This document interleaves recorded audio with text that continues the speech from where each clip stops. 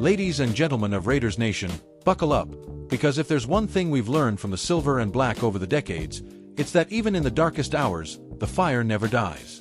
Remember that gut-wrenching tuck rule game back in 2002? Or the sheer dominance of the Hogs in the 70s, steamrolling to Super Bowl glory? Well, last night under the lights of Allegiant Stadium, our gleaming Death Star in the desert, the Raiders served up a reminder that building legends isn't always pretty. But oh man, what a raw, unfiltered moment from GENO Smith that's got everyone talking. Let's dive in. Folks, Monday Night Football was supposed to be the spark. The Raiders roll out with new blood. Veteran gunslinger GENO Smith under center, fresh off his Seattle stints where he lit up scoreboards like a Vegas showgirl. Pair him with rookie sensation Ashton Jeanty, that Boise State bulldozer who's got the burst of a young Marcus Allen, and all-pro tight end Brock Bowers, the kid from Georgia who's already snatching passes like Bo Jackson in his prime. Add in OC Chip Kelly's up-tempo wizardry, and whispers were swirling. This offense was primed to explode against a Dallas Cowboys D that's been leakier than a screen door on a submarine, giving up chunks of yards like it's their job. Instead, oof. A 33-16 thud that echoed through the valley. Just 236 total yards. GENO coughs up his league-leading 13th pick, another dagger in a season that's felt like throwing haymakers in quicksand. And the ground game, 27 yards.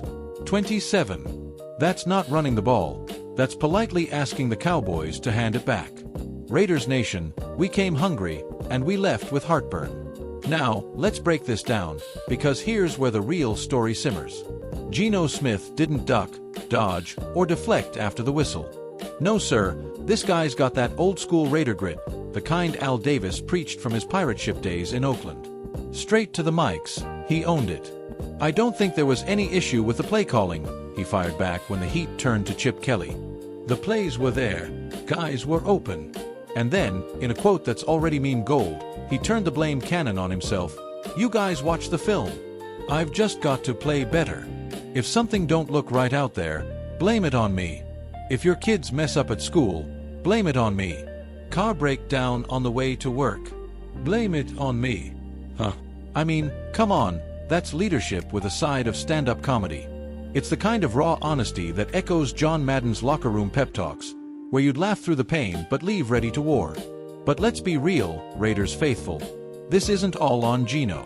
The offensive line, they've been a turnstile, giving him less pocket time than a black hole tailgate. Jeanty's averaging under 4 yards a carry. Kid's got Heisman wheels, but he's dancing behind a wall of whoosh. Bowers is a mismatch nightmare, yet he's seeing single coverage like it's a favor. And Kelly's schemes? Fast and furious on paper, but against a Cowboys front that, yeah, stinks. It looked like we were stuck in neutral.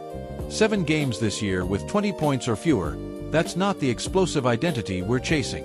It's more like the lean years in LA post-Super Bowl 80, when the rebellion felt more rumble than roar.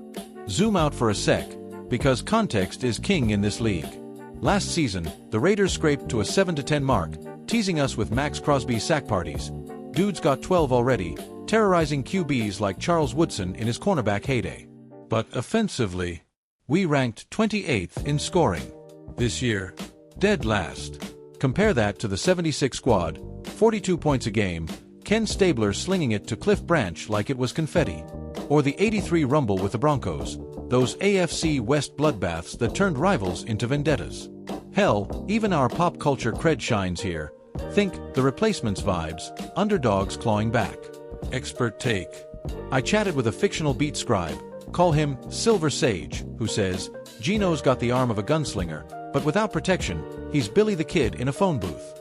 Fix the trenches, and watch Jeanty feast like a silver pirate at a buffet. Head coach Pete Carroll, the man who built Seattle's Legion of Boom, is catching flack too. Some whispers about whether his West Coast energy fits the Raider renegade soul. But Pete, cool as ever. Post-game, he shrugged it off like a rainy Seattle practice. Job security? Nah, we're building something here. These kids are fighting, and that's what matters. Fictional fan quote from the black hole, Carroll's got that Madden fire, win or lose, he's all in. Just get us GENO sometime, and we'll light up Arrowhead next week. Looking ahead, playoffs? Brutal truth, with a 3-7 hole, it's a long shot steeper than the Sierra Nevadas. But 7 games left. Denver, KC, those Charger Snakes. It's prime time to forge an identity. Predict this. GENO rebounds with 300 yards and a couple TDs against the Broncos. Janty breaks 100 on the ground, and we steal a divisional win to spark the streak. Momentum for 26 draft?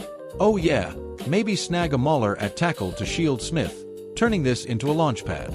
Raiders Nation, from the shadows of the Coliseum to the neon glow of Vegas, we've always been the outlaws who rise.